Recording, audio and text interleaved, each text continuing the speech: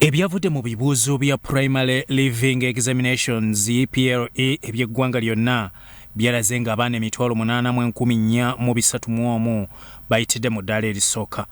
Abayizi 39,589 bayitidde mu ddaala eryokubiri ate abayizi 16,524 mu ddaala eryokusatu n'abayizi 7,556 mu ddaala eryokuna. Ku bayizi abaatuula ebibuuzo bya PLE omwaka ogwa 2024 abamu bafuna embuto ne bazaala baana bannaabwe ng'abamu ebibuuzo babikola basumulukuse abalala nga bali mbuto.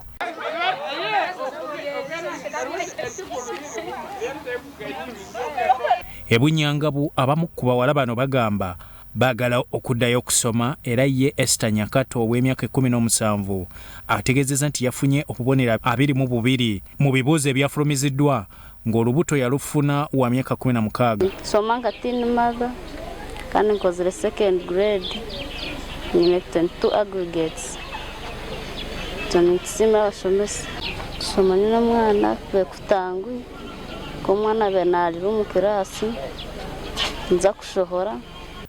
Yali asomera mu Kakinga Town Council era omu ku basomesa be Mbabazi Grace agamba abayizi abamu babuzaabuzibwa naddala mu kuvubuka wabula nga bagezi mu masomero.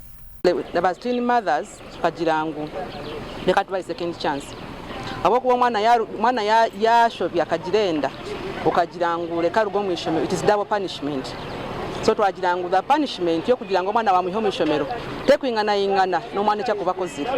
Punishment yo kurugo mu ishomero ni mpanga kuko no bawaita future y'omwana na future y'omwana wakozire ki owazire. So twajangu leka tubahe second chance abana aba such that they correct their mistake. That is why we decided to help these teen mothers.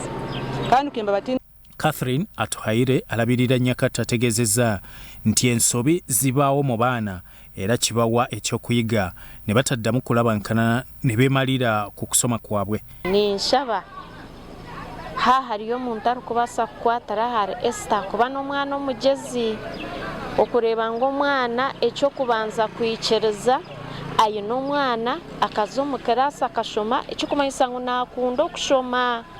Nyakato alubirira kuba musawo wabula obugabirizi alina butono naye ng'akyayagala okusoma.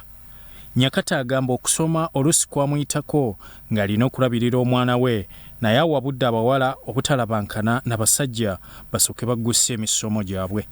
Lesson yandabireho obumwamisinga za lesson zimwe na zimwe kale bekutanguhi kyonka nsingira. Byatumuseme Gerard, Soroti TV, Omunyo.